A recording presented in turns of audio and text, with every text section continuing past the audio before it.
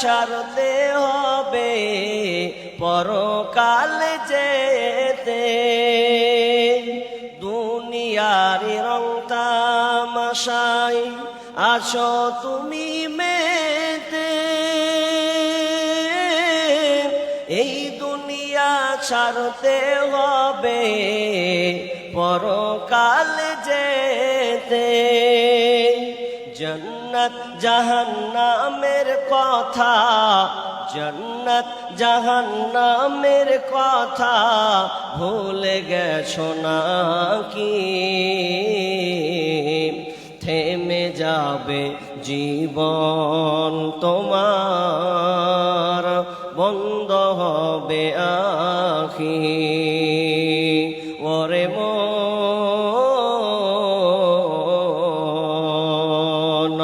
থেমে যাবে জীবন তোমার, বন্ধ হবে আখি।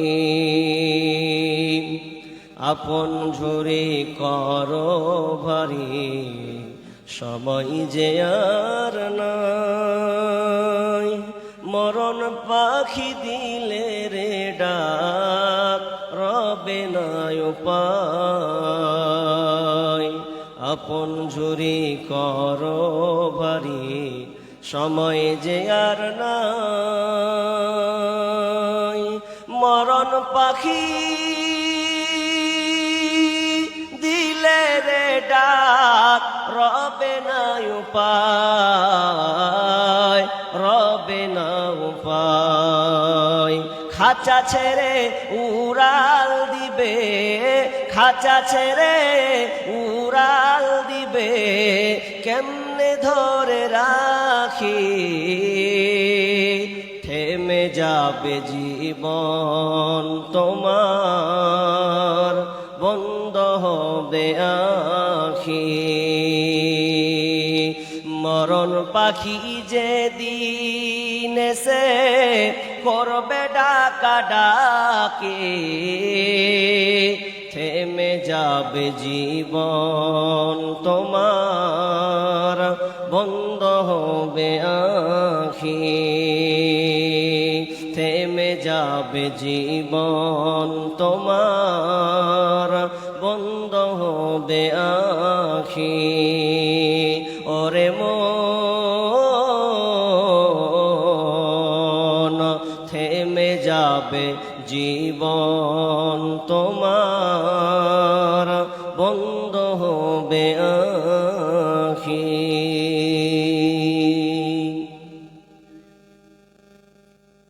উপস্থিত সম্মানীয় সুযোগ্য আজকের সভার সভাপতি, মঞ্চে উপবিষ্ট আকাশে সাদৃশ্য আলিম উলামা বৃন্দ, আমার সম্মুখে বসে থাকা বিভিন্ন এলাকা থেকে ছুটে আসা ছোট বড় দিনদার ইমানদার মুমিন ভাই সকল, ও আমার বাম দিকে রত সম্মানিতা মা ও বোনেরা, প্রথমে সেই মহান মুনিবের দরবারে প্রশংসা করি যে আল্লাহ আমাদেরকে একটি মসজিদ কেন্দ্রিক আয়োজিত মাহফিলে বিভিন্ন আলোচকের মুখ দিয়ে কোরআন ও হাদিসের আলোচনা ও আমলের উদ্দেশ্যে যিনি আমাদেরকে কবুল করেছেন, সে আল্লাহ সুবহানাহু ওয়া তাআলার শুকরিয়া আদায় করি, বলি আলহামদুলিল্লাহ। ভাই আমরা যতগুলো লাগাচ্ছি জোরে একটু বলেন আলহামদুলিল্লাহ। আলহামদুলিল্লাহ আপনি পড়বেন না কেন? সদা সর্বদা আপনাকে আল্লাহর প্রশংসা করতে হবে। আপনি যদি আল্লাহর প্রশংসা করে যান, বরঞ্চ আপনার লাভ, আল্লাহর কোনো লাভ, কোনো লোকসান নেই।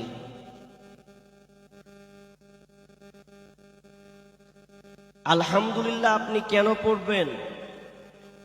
যে আল্লাহ আপনাকে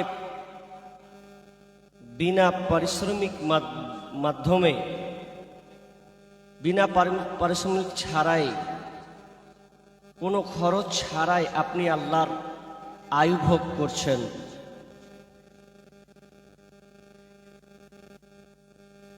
একজন ব্যক্তি পেপারে একটা খবর নিউজ বের হয়েছিল, সেখানে লেখা ছিল যে করোনার সময়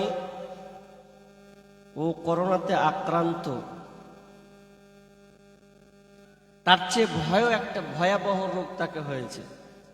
এখন ওই রোগটা যে হয়েছে, তো কোটি টাকার মালিক, ও টাকার কোনো অভাব নাই, দিনে যার কোটি টাকা ইনকাম, সম্ভবত ইতালির হবে, এত টাকার ইনকাম। তো ডাক্তার ওকে প্রেসক্রিপশন রেখেছে যে আপনার বিল এতটা হলো, এতটা বিল। তো বিল যখন দেখেছে ইউরোপের, তো বিল যখন দেখলো, বিলটা দেখার পর লেখা আছে 5,000 ইউরো। কত বললাম? 5,000 ইউরো। এতগুলো বিল, যার বিল ভারতের টাকাতে আসবে প্রায় 7.5 লক্ষ টাকা। এতটা বিল হয়েছে। তো ও বলছে যে আমার একদিনের বিল যদি 7.5 লক্ষ টাকা হয়, আমি যে বাঁচবো, আল্লাহর আয় গ্রহণ করব, শ্বাস প্রশ্বাস নিব, এত যদি বিল হয়। লোকটার বয়স প্রায় 93 বছর। শেষ বয়সে হালাত, লোকটা তখন কাঁদছে আর প্রেসক্রিপশন দেখছে আর চোখ দিয়ে ঝরঝর করে পানি ঝরছে। ডাক্তারেরা বলছে আপনি কান্না কেন করছেন? আপনার তো টাকার অভাব নেই, আপনি বিল দেখে কি কান্না করছেন বলুন? ভদ্রলোক বলছে না, আমি আমার বিল দেখে কান্না করি নাই, আমার আয়ু হলো 93 বছর, অথচ আমি এখন পর্যন্ত সে রবকে চিনতে পারিনি, যে আল্লাহ আমাকে বিনা পারিশ্রমিক ছাড়াই আমাকে বাঁচিয়ে রেখেছেন। সামান্য একটা দিনের বিল যদি 7.5 লক্ষ টাকা বাজেট হয়, আমি এতদিন আল্লাহর আয়ু নিয়ে থাকলাম, তাহলে আমি আল্লাহকে কি দিলাম? চোখ দিয়ে তার পানি ধরছে। তাহলে আমরা আল্লাহর প্রশংসা করব না কেন ভাই? সদা সর্বদা আল্লাহর প্রশংসা করতে হবে। আমরা একটু উচ্চ স্বরে আল্লাহকে খুশি রেখে একটু বলি আলহামদুলিল্লাহ। অতঃপর শান্তি বর্ষিত হোক সকল নবীদের উপর, বিশেষ করে আমাদের শেষ নবী জনাবে মুহাম্মদুর রাসূলুল্লাহ। আমরা সকলে বলি সাল্লাল্লাহু আলাইহি ওয়াসাল্লাম। আমি আপনাদের সম্মুখে মহাগ্রন্থ আল কোরআন থেকে সূরা আহজাব থেকে একটি আয়াত এবং বুখারী হাদিস থেকে একটি হাদিস আমি আপনাদের সামনে পরিবেশন করেছি। আমি গতকালকে প্রায় পাশে কোনো এক জায়গায়, তপন থানার মধ্যেই ছিলাম। কালকে অন্য আয়াত একটা হাদিস, লম্বা হাদিস পড়েছিলাম কিয়ামতের আলামত সম্পর্কে। ওটা অর্ধেকটা বলেছিলাম, অর্ধেকটা আমি বলার সময় পাইনি, প্রায় 2 ঘন্টা পার হয়ে গেল, তাও পাইনি। তো কিছু টাচ দিব ওখানে, দিয়ে আমি হাদিসের দিকে চলে যাব। না হয় হাদিসটা আগে বলবো, মিডিলে ওই কথাটি বলে নেব। আল্লাহ এই পৃথিবীটাকে বানিয়েছেন, তৈরি করেছেন। একটু শুনবেন উপস্থাপনাটা। আল্লাহ পৃথিবীটাকে বানিয়েছেন, এই পৃথিবী একদিন থাকবে না, তছনছ হয়ে যাবে, শেষ হয়ে যাবে। আল্লাহ ঘোষণা করেছেন কুল্লু মান আলাইহা ফান ওয়া ইয়াবকা ওয়াজহু রাব্বিকা যুল জালালি ওয়াল ইকরাম। অনেক আয়াত আছে, যেমন আল্লাহ তাআলা বলছেন অনুফিকা ফিস সূরি ফাসাইকা মান ফিস সামাওয়াতি ওয়া মান ফিল আরদ ইল্লা মান শাআল্লাহ সুম্মা নুফিকা ফীহি উখরা ফাইদা হুম কিয়ামুন ইয়ানজুরুন। মাঝে মধ্যে দিল ধারাস করাবি নাকি রে বাবা? চুপ থাক, চুপ থাক। কি বলছিলাম? যে পৃথিবী ইসরাফিল আলাইহিস সালামের মাধ্যমে ফুৎকার হবে, গোটা পৃথিবী তছনছ হয়ে যাবে, কিছুই থাকবে না। ময়দানটা কেমন হবে? ইহসারুন নাসু ইয়াউমাল কিয়ামাতি আলা আরদিন বাইদা ওয়া আফরা কাকুরসাতিন নাকি লাইসা ফিহা আলামুন লিআহাদ। ইসরাফিলের মাধ্যমে এই জমিনটাকে পৃথিবীটাকে সমতল মরুভূমি বানিয়ে দেবেন, উঁচু নিচু বলে কোনো জায়গা থাকবে না, গাড়ি বাড়ি দালান কোটা পাহাড় পর্বত নদী নালা খাল বিল কিছুই থাকবে না, পুরো সমান করে দিবেন। এটা শেষ পর্যায়ে হবে। কিন্তু এটা আল্লাহ কখন এই সিদ্ধান্তটা নেবেন, কখন নেবেন? হাদিসে অনেক কিছু রেওয়াত আছে, যেমন বলেছেন লা তাকুমুসা হাত্তা লা ইউকালা ফিল আরদি আল্লাল্লাহ, অতদিন পর্যন্ত পৃথিবী ধ্বংস হবে না, কিয়ামত কায়েম হবে না, যতক্ষণ না আল্লাহওয়ালা বন্যওয়ালা লোক থাকবে। তার মানে হাদিসটার পাওয়ারফুল দেখেন। আল্লাহ রাসূল বলছেন এই পৃথিবীটা টিকবে একজন ইমানদারের বলে, কোনো বেঈমানের বলে নয়, কোনো মাস্তানের বলে নয়, কোনো নেতার বলে নয়। পাওয়ারফুল কে? তাহলে একজন ইমানদার। ইমানদার যতদিন থাকবে দুনিয়াতে ততদিন পৃথিবী টিকবে।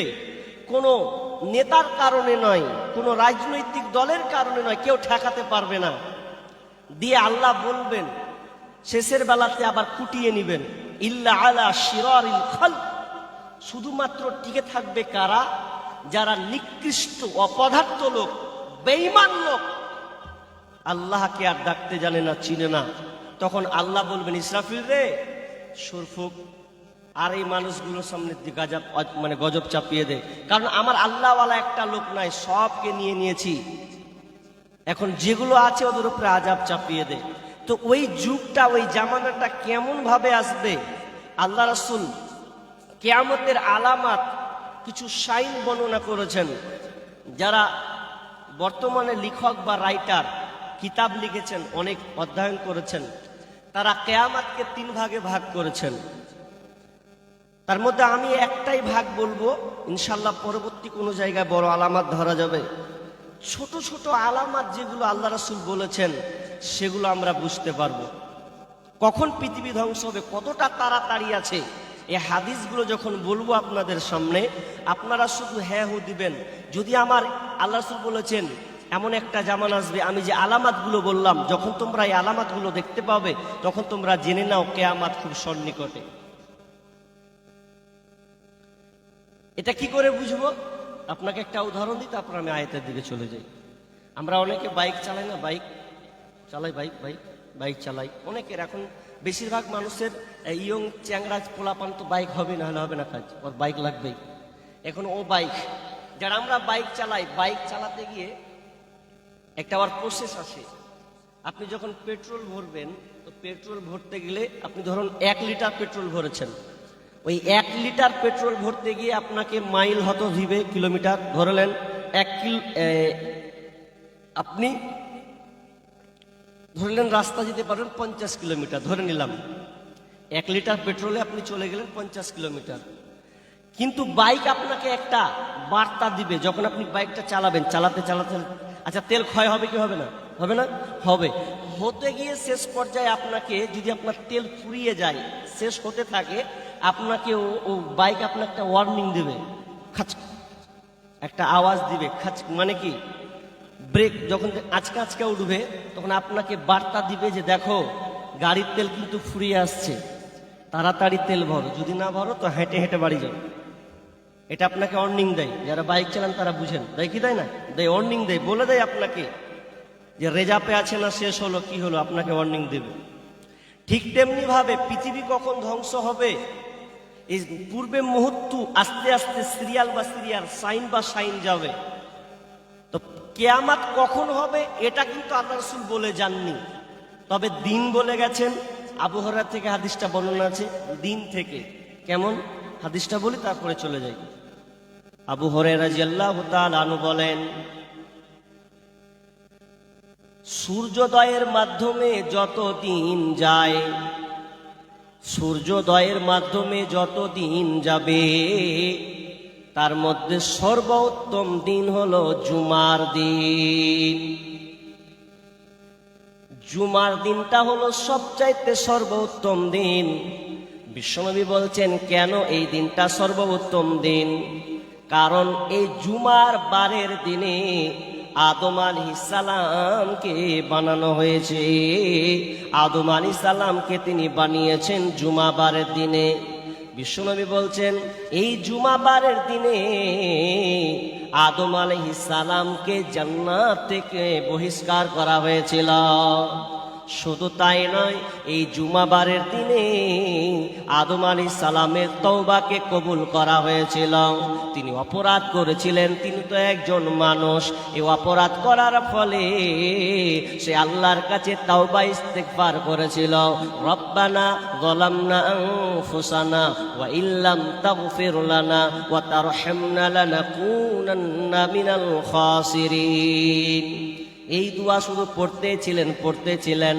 কত কবুল করা হয়েছিল কোন দিন? সেটা ছিল জুমাবারের দিন। শুধু তাই নয়, এই জুমাবারের দিনে আদম আলাইহিস সালামের মৃত্যু হয়েছিল, তিনি মারা গিয়েছেন জুমাবারের দিনে।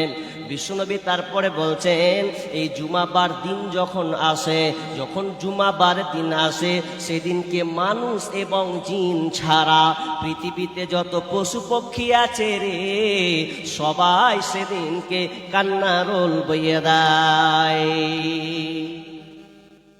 সবাই কাঁদে। শুধু কারা কাঁদে না? মানুষ এবং জিন। এরা বাদে পশু পক্ষী যত আছে সবাই কান্না করে, আল্লাহ তুমি আজকে নাকি পৃথিবীটা কুটিয়ে নেবে, ধ্বংস করে দেবে। এ ভাই তারা চিৎকার চেঁচামেচি করে, কান্নাকাটি করে। এই জন্য তো বিশ্বনবী সব সময় মাঝে মধ্যে টেনশন করতেন। কাকে নিয়ে? তো ইসরাফিল আলাইহিস সালামকে নিয়ে। কেমন টেনশন? সাহাবীদেরকে বলছেন, ও আমার সাহাবীরা রে, কাইফা আনআমু ওয়া সাহিবুস সুরি ক্বাদ ইলতাকামাহু ওয়া আসগা সামআহু ওয়া হানা জাবহাতাহু ইয়ানতাজিরু মাতা ইউমারু বিন নাফকি। কাইফা আনআমু ওয়া সাহিবুস সুর।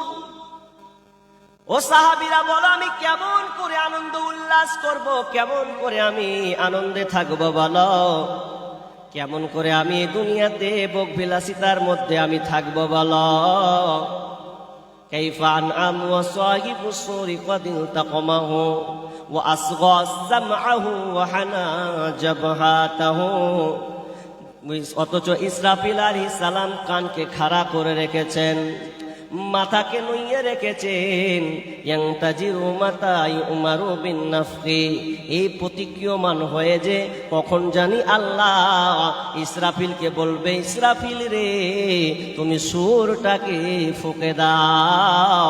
যখনই সুরটাকে ফুঁকে দেওয়া হবে, মানুষের কি অবস্থা হবে? আল্লাহ সুবহানাহু ওয়া তাআলা বলছেন, মানুষ সেদিন সুরের ফুঁকে করবে। বাপ সন্তানকে ছেড়ে পালাবে, স্ত্রী স্বামীকে ছেড়ে পালাবে, সন্তানকে মা ছেড়ে পালাবে, কেউ কারো দিকে তাকাবে না।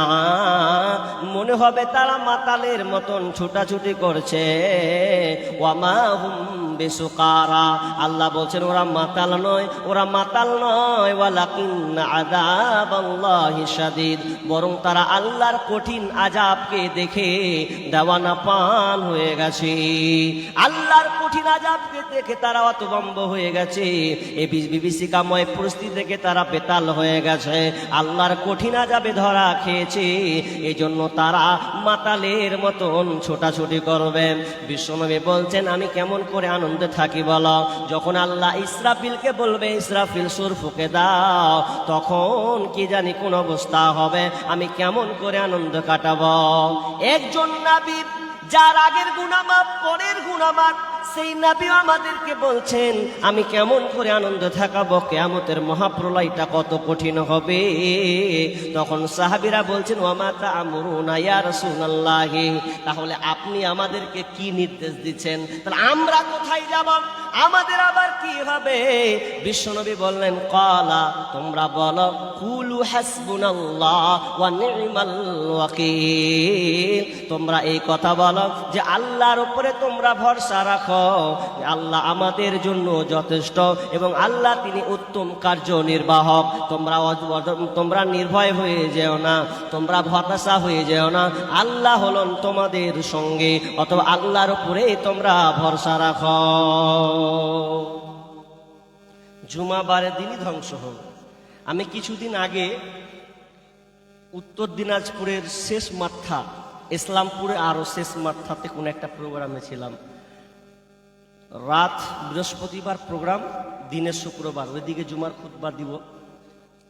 তো সেদিনকে বাংলাদেশে একটা ভূমিকম্প হয়েছিল না কিছুদিন আগে, 5.7 রিখটার স্কেল, সামান্য 5.7। এই ভূমিকম্পটা হয়েছিল কোন দিন ছিল? জুমাবারের দিন, জুমাবারের দিনই ছিল। তা আমি অতভম্ব হয়ে গেলাম। তা আমার হাদিসগুলো আমার চোখের সামনে বাঁচতে লাগলো যে পৃথিবী যেদিন ধ্বংস হবে সেদিন হবে জুমাবারের দিন। কিন্তু মুসলমান এখন পর্যন্ত সে বেখিয়াল হয়ে আছে। আল্লাহ একটা সংকেত দিলেন, হুঁশিয়ারি দিলেন, তোমরা সাবধান হও। এটা শিক্ষা নেওয়া উচিত প্রত্যেক মুসলিমদেরকে। কিন্তু না, আমরা মুসলমান শিক্ষা নিচ্ছি না। জি, শিক্ষা নিচ্ছি না। আমরা ওই অশ্লীলতার মধ্যে পড়ে আছি, বেহায়াপনার মধ্যেই ডুবে আছি। এটা সংকেত দেওয়া হয়েছিল। আমি অতভম্ব হয়ে গেছিলাম যে এই দিনেই আল্লাহ পৃথিবী ধ্বংস করবেন। তবে কখন হবে নাবির কাছে কোনো খবর নাই।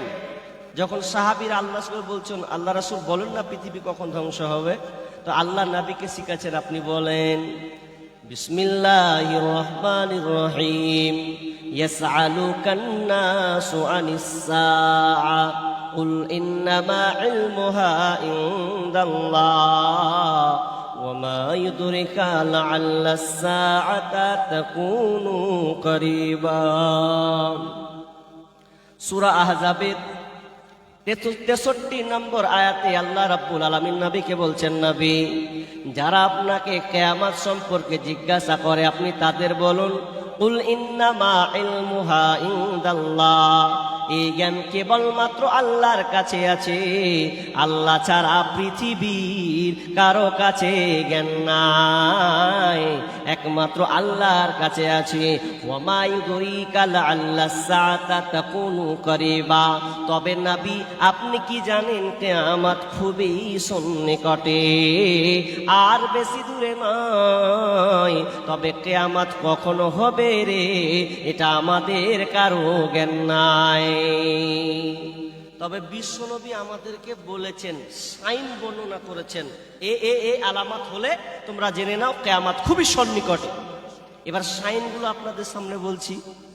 যদি লোক উঠে পালান তাহলে বুঝবেন না, আর যদি মনে করেন কিছু নিব দিয়ে বাড়ি যাব, কি বলছে শুনবো, তাহলে আপনার পরিবর্তন আসবে। অনেক মানুষ আছে বসার সময় 10 মিনিট দেখে, মৌলবি কেমন আছে বে, 15 মিনিটে দেখে নিলে বুঝে এবার বাড়ি যাই। ও জীবনে কোনোদিন পরিবর্তন হবে না। আপনাকে শুরু থেকে শেষ পর্যন্ত শুনবেন, আপনাকে কোরআন ও হাদিসের আলোকে বলবো। কোনো কেসা কাহানি বানাওয়ার গল্প আমি এখানে বলতে আসি। আর ইনশাআল্লাহ, আর আমি তো একজন যেহেতু সঙ্গীত লিখি, প্রতি বছর 2-4টা করে সঙ্গীত লিখি, আবার আপলোড করি। আপনারা অনেকে জানেন, অনেকে জানেন না। তো ওগুলো আবার প্রাসঙ্গিক বিষয়ে যখন আসে তখন বলি, ইনশাআল্লাহ পাবেন, ধৈর্য ধরতে হবে।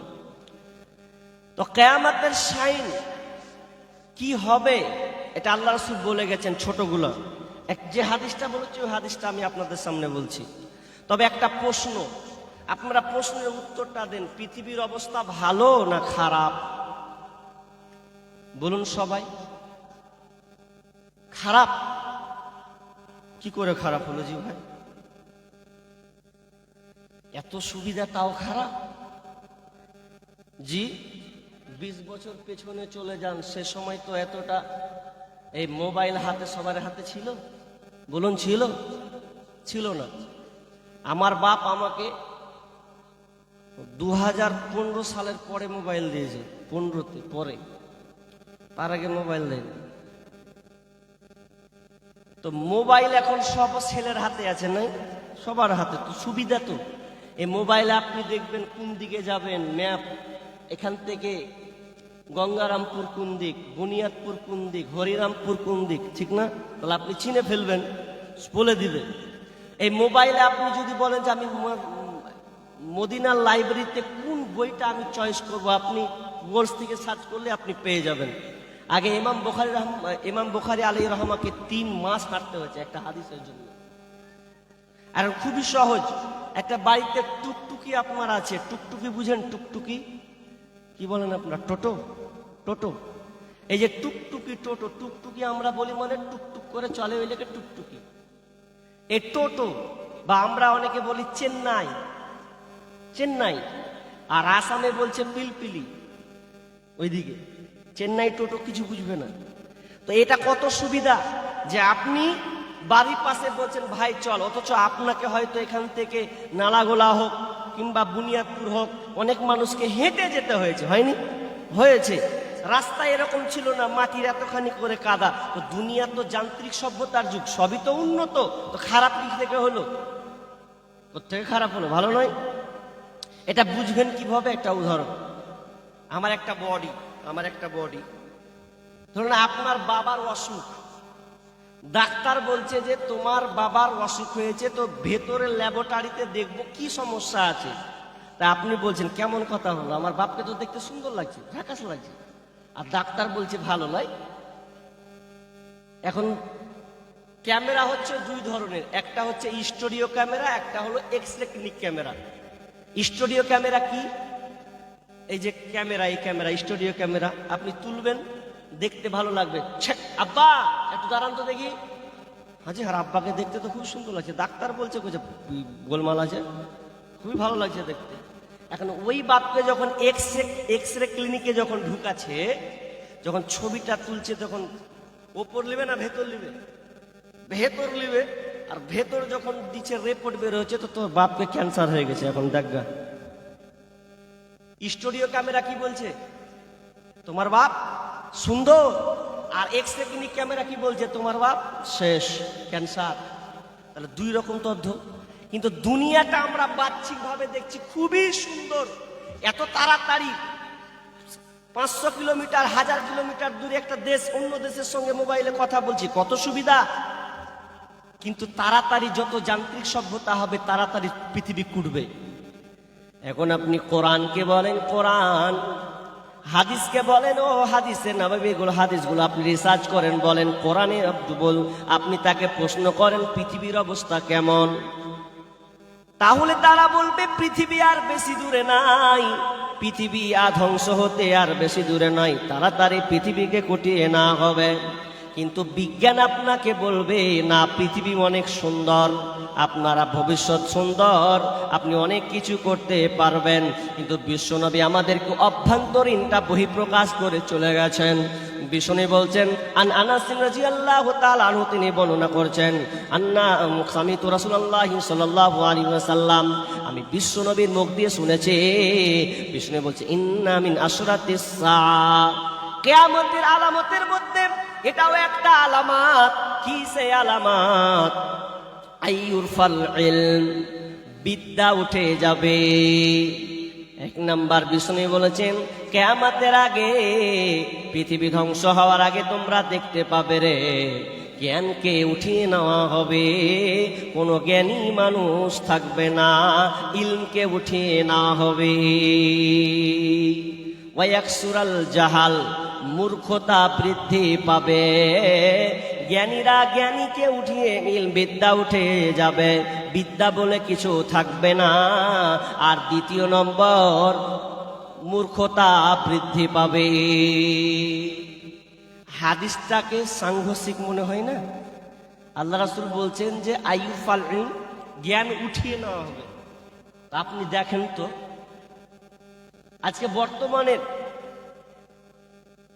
শিক্ষা প্রতিষ্ঠানগুলো বাড়ছে না কমছে?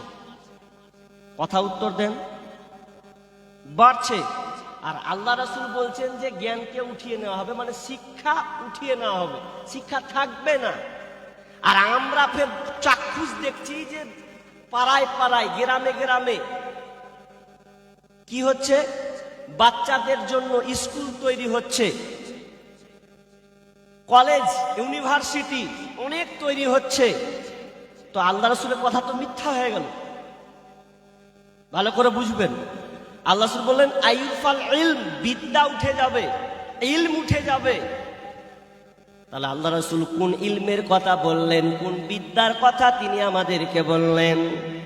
আল্লাহ রাসূল কিন্তু আমাদেরকে দুনিয়াবী শিক্ষার ব্যাপারে বলেননি, বরং তিরমিজির হাদিসে আছে বিষ্ণু বলেছেন ওয়াতুল্লিমা লিগাইরি দ্বীন, মানুষ দিন শিক্ষা বাদ দিয়ে বেদিনের শিক্ষার প্রচার প্রসার বাড়বে। দিন ইসলাম দিনী শিক্ষাকে বাদ দিয়ে মানুষেরা দুনিয়াবী শিক্ষার পেছনে দৌড়বে। চলছে কি চলছে না? এটা ভালো করে মিলান। ইলম উঠে যাবে, বিদ্যা উঠে যাবে, কিন্তু আসলেই বিদ্যা উঠে গেছে। আর বিদ্যা যদি উঠে যায়, ইলম যদি উঠে যায়, ওয়ায়াকসুরাল জাহাল, মূর্খতা বৃদ্ধি পাবে। আপনি বলুন, আপনি বলছেন দুনিয়াবী শিক্ষাটা ইলম নয়, এটা জ্ঞান নয়। তবে জ্ঞান, কিন্তু এই জ্ঞানে দুই রকম ভেজাল আছে, সুশিক্ষা আছে আবার কুশিক্ষা আছে। নাহলে আপনাকে আমি চ্যালেঞ্জ করছি, আপনার ছেলে মেয়ে একাডেমিতে পড়ছে, স্কুলে পড়ছে, কলেজে পড়ছে, বলুন বিদ্যা না উঠে জানো তো কি? টিফিন হলো, ভালো করে শুনবেন, টিফিন হলো, ছেলে মেয়েরা আপনা আপনা খাবার বাড়ি থেকে বেঁধেছে, আর ওই মাস্টারকে দেখছি চেয়ারে বসে সিগারেট ধরাচ্ছে। আচ্ছা বলেন, ওটা শিক্ষা হলো? স্কুলের টিচার, টিফিন হয়েছে, আমার চোখে দেখা, আমি একজন স্টুডেন্ট, ছাত্র, ভাবিয়ে না শুধু মাদ্রাসায় পড়াশোনা করেছে, বিড়ি টানছে টিফিন বেলায়। একজন শিক্ষককে দেখছি, ও যে পেশাব করছেন, মুসলিম অথচ পেশাব করার সময় ও চেন খুলে দাঁড়িয়ে দাঁড়িয়ে ছাড়ছে। আচ্ছা বলেন, এটা কোন শিক্ষা হলো? তাহলে ওর যদি দাঁড়িয়ে পেশাব করার নেচার হয়, তাহলে ও ছাত্রকে কি শিক্ষা দিবে বলুন আমাকে? বিশ্বনবী বললেন ইলমকে উঠিয়ে নেওয়া হবে, জ্ঞানকে উঠিয়ে নেওয়া হবে, দুনিয়াবী শিক্ষার প্রচার প্রসার পাবলিসিটি হবে। বিষ্ণু বললেন ওয়াতুল্লিমা লিগাইরি দ্বীন, মানুষ দিনকে বাদ দিয়ে বেদিনীর শিক্ষার প্রসার বাড়াবে। ছেলেকে মাস্টার বানাবে, লয়ার বানাবে, ইঞ্জিনিয়ার বানাবে, প্রফেসর বানাবে, অনেক কিছু সে বানাবে, কিন্তু তার মুখ দিয়ে বের হবে না যে আমার ছেলেকে আমি একটা আলেম বানাবো, একটা হাফেজ বানাবো, একটা কারি বানাবো। এটা মুখ দিয়ে যেন তার বের হবে না। এই জন্য আজকে দেখেন প্রত্যেকটা ফ্যামিলি, পরিবারে দেখান তো 4টা ছেলে আছে, আপনি একটা আলেম বানিয়েছেন কিনা? খুবই কম। শুধু আফসোসের বড় বিষয় হলো আপনার ছেলেকে আপনি মাস্টার বানালেন, লয়ার বানালেন, ইঞ্জিনিয়ার বানালেন, কিন্তু এখন পর্যন্ত সন্তানকে আপনি কোরআন শিক্ষা দিতে পারলেন না। আজকে সমাজে দেখেন 10 বছর 5 বছর পিছনে আপনি চলে যান, গ্রামে হাঁটতে গেলে শুনতে পাওয়া যেত মেয়েদের মুখে কোরআনের আওয়াজ, সকাল হলে কোরআন পাঠ হতো, কোরআন তেলাওয়াত হতো, কিন্তু আজকে দেখা যান ঘরে ঘরে কোরআন বাদ দিয়ে গান বাজনা চলছে। গান বাজনা ঘরে ঘরে হয়ে গেছে, এখন নাই, ইলম নাই, চলে গেছে।